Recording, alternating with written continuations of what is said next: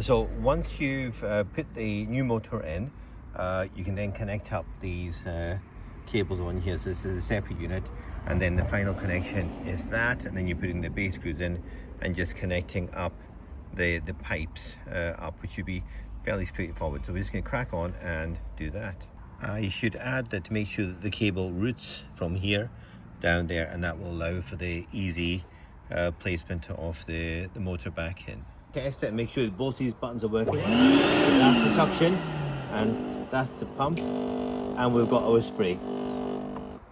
Job's completed. Cost wise, that's about £60 all in, maybe £65 all in, but it's definitely worth it for this machine. Main thing to remember now is that when you've got this button pressed, that pump is really working hard, so you only want to press it when you're actually dispensing the liquids. You don't want to be pressing it and leaving it too without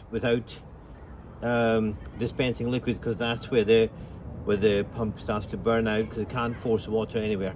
So essentially, when you're dispensing liquids, do that. If you're, the only time when you have these two on together is when you're sucking and dispensing at the same time.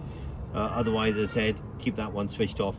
Thank you so much for watching the video. Sorry it's been a long video, but it's been me working this out as I go along too.